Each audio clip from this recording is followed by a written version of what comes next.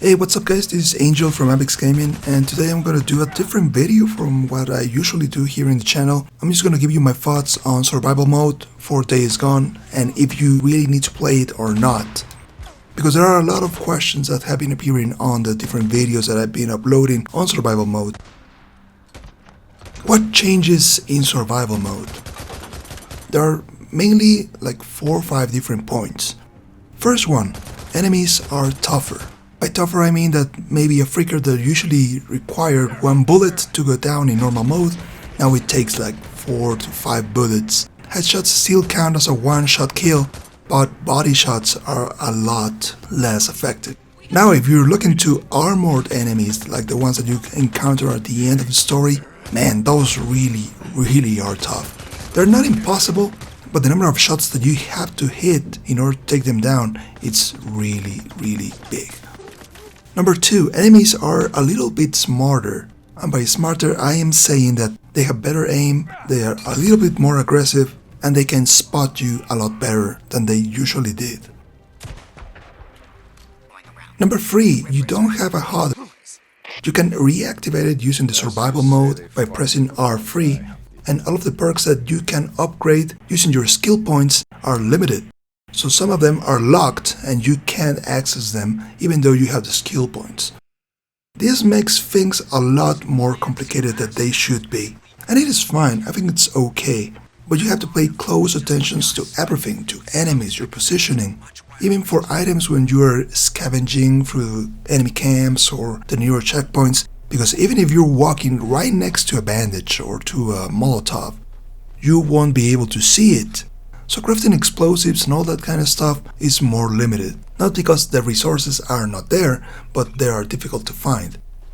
Another thing that is tied to the HUD not being available is that riding your bike is a little bit more complex.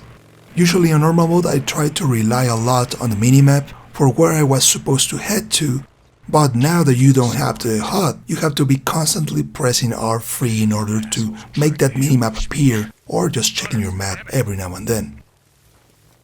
Number 4, fast travel is not available in survival mode. This means that you will always have to use your bike, which is very boring.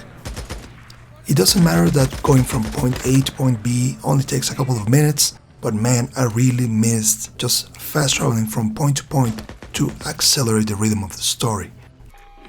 Number 5, Hordes are more aggressive and vigor. Yes, and this is great because it adds a lot of challenge from the beginning of the story till the end of the story. It is really one of the greatest decisions that they have made for the survival mode. Usually the first hordes that you can encounter in the Cascade region are around like 15 to 20 enemies, but now I think the minimum enemies that you can get in a horde is 50. And when you get to Highway 97, oh man, those things are really tough. You really need to stack up on napalm and molotovs and grenades, all the stuff that you can get in order to be alive. And facing the hordes without the HUD is a very interesting combination because you don't have all that kind of information that always helps you, like how many bullets do you have left on your gun, the amount of stamina, the amount of health that you have. So you really have to be on your toes and keep your distance from the horde in order to be successful. Now let's go to the next point. How much time will survival mode take you? And this is a very tricky question because it really depends on you. If this is your first time playing Days Gone, man, this will take a while. Playing Days Gone on normal mode, I think it took me like 40 hours and then like 10 to 15 extra hours to get the 100% on all the storylines. But survival mode was a little bit different because I already knew where all this stuff was and what kind of techniques I should use in each mission. So all of this information that you already have is very useful for your second run. I tried to get a different approach for this second run on survival mode, and it was like, if I'm gonna go out of this region, I don't know when I'm coming back soon. So I just tried to do all the things that I could while I was there. And this meant that before I went to the southern region, I had all the hordes cleared from the northern region, all the newer checkpoints, all the newer research sites, and this helped me progress a lot faster during survival mode. The beginning of the story is really hard because you have very low health enemies are more aware of you and do more damage, so you have to rely more on stealth and different techniques that you usually don't use on your normal mode, like using the crossbow or using distractions, getting stealth kills, things like that.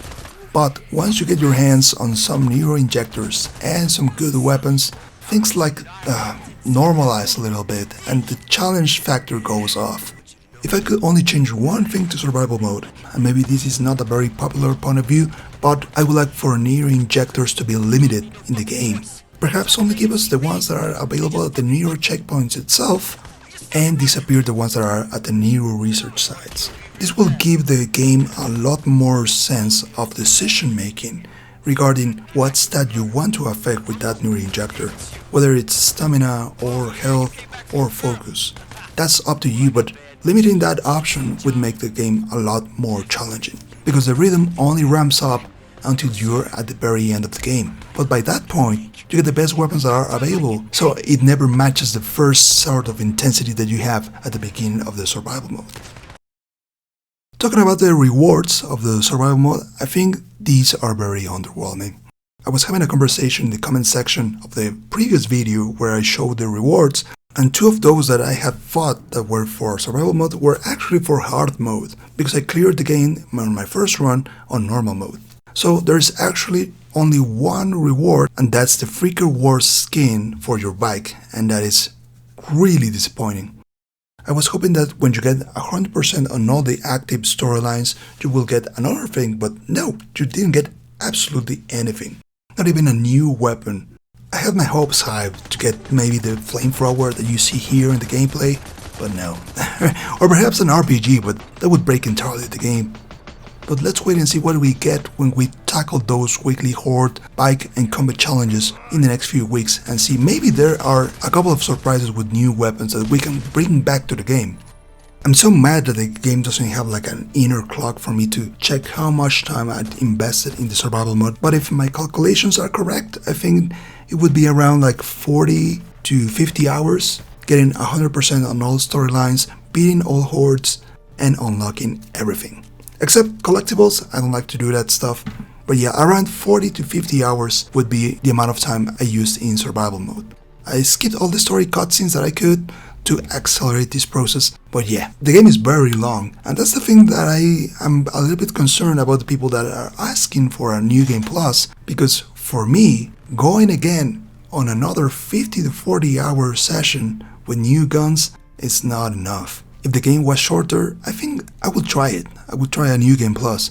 But being that long, oh man, I really don't have the energy to go through all that stuff again.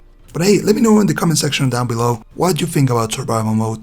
If it met up your expectations or it disappointed you, what are you looking for in the new weekly challenges? And what would you like to see in Days Gone 2 if we ever get that in the near future or in the next generation of PS5? Thank you very much for watching and keep enjoying the game.